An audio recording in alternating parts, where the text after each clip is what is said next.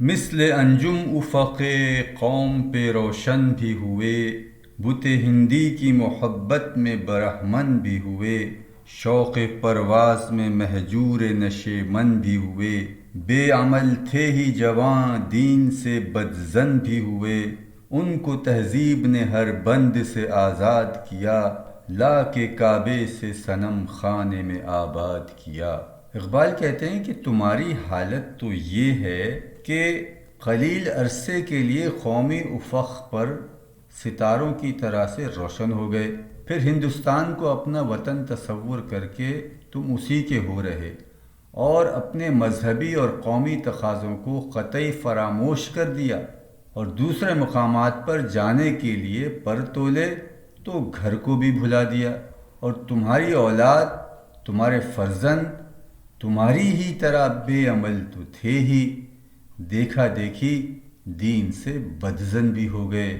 یہ وہی لوگ تھے جنہیں جدید تہذیب نے راہ سے بھٹکا دیا، اور یہ پھر مادر پدر آزادی کے رسیا بن گئے۔ حد تو یہ ہے کہ کعبہ کو چھوڑ کر انہوں نے بت خانوں کو آباد کر لیا۔ مراد یہی ہے کہ انہیں نہ صرف اسلام کی عظمت اور کردار کا پاس رہا، نہ ہی وہ مذہبی اصولوں اور تعلیمات کے ہی قائل رہے۔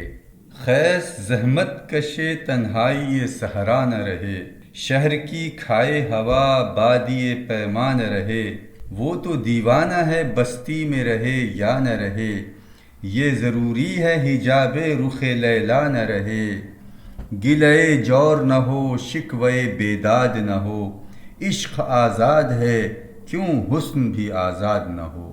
آج کے دور کے مجنوں کی مانند عاشق صادق ہونے کا دعویٰ تو کرتے ہیں، لیکن کسی قسم کی بھی سختی اٹھانے سے گریز کرتے ہیں۔ شہری زندگی کو اس لیے زیادہ پسند کرتے ہیں کہ یہاں کی زندگی عیش و عشرت سے مزین ہے، یہ عشق کے دعوے دار صحرا نوردی کے قریب بھی نہیں پھٹکتے۔ اس کے برعکس اس نظریے کے قائل ہیں کہ خیز تو دیوانہ تھا، وہ خواہ شہر میں رہے یا صحرا کی ریت پھانکتا رہے، اس سے اسے کیا فرق پڑ سکتا ہے۔ البتہ لیلا کو عشق میں جو صعوبتیں اٹھانی پڑیں، جو تکلیفیں اٹھانی پڑیں، ان کا خاتمہ ضروری ہے۔ یہ نوجوان تو ایسی زندگی چاہتے ہیں جس میں مشکلات نہ ہوں، جس میں عشق کی طرح حسن بھی آزاد ہو۔ عہد نو برق ہے آتش زن ہر خرمن ہے، اے من اس سے کوئی صحرا نہ کوئی گلشن ہے، اس نئی آگ کا اقوام کہن ایندھن ہے، ملت ختم رسل شعلہ پیراہن ہے، آج بھی ہو جو براہیم کا ایمان پیدا، آگ کر سکتی ہے انداز گلستاں پیدا۔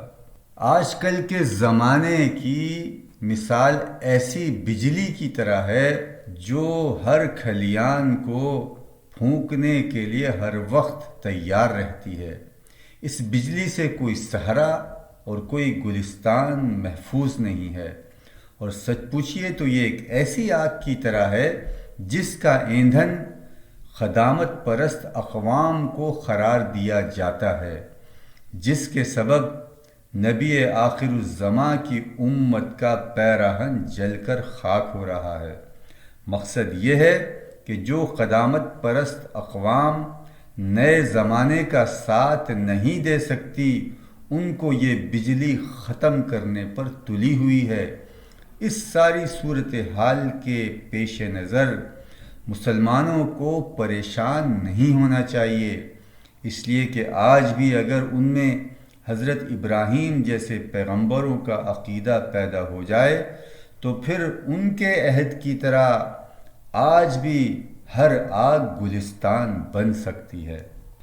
دیکھ کر رنگ چمن ہو نہ پریشاں مالی، کوکب غنچہ سے شاخیں ہیں چمکنے والی، خس و خاشاک سے ہوتا ہے گلستاں خالی، گل برانداز ہے خون شہداء کی لالی، رنگ گردوں کا ذرا دیکھ تو عنابی ہے، یہ نکلتے ہوئے سورج کی افق تابی ہے۔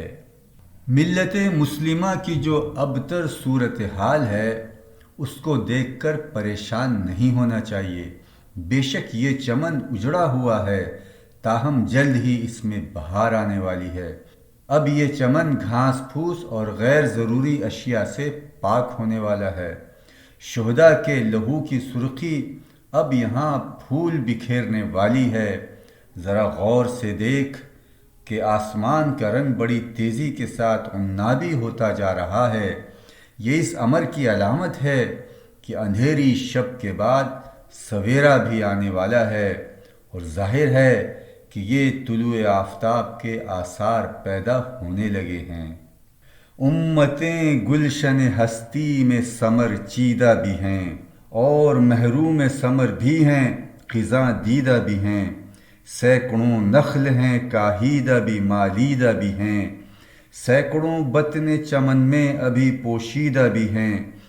نخل اسلام نمونہ ہے برو مندی کا، پھل ہے یہ سینکڑوں صدیوں کی چمن بندی کا۔ اقبال فرماتے ہیں کہ اس کائنات میں بے شمار قومیں ایسی ہیں جو اپنی جدوجہد کے طفیل سرخرو ہو چکی ہیں۔ ان کے علاوہ ایسی اقوام بھی ہیں جو اب بھی محرومی کا شکار ہیں، اور یوں لگتا ہے کہ خزاں ان کے چمن کا مخدر بن چکی ہے۔ زندگی ایک باغ کی طرح ہے، اس میں بے شمار درخت ہیں جن میں سے بعض کمزور اور مرجھائے ہوئے ہیں، جبکہ کچھ درخت شاداب اور سرسبز نظر آتے ہیں۔ یہی نہیں، سینکڑوں درخت تو اب بھی باغ کے بطن میں پوشیدہ ہیں، لیکن ان سب کے مقابلے میں شجر اسلام پھلنے پھولنے کے حوالے سے مثالی حیثیت کا حامل ہے، اور کیوں نہ ہو کہ یہ صدیوں کی محنتوں کا پھل ہے۔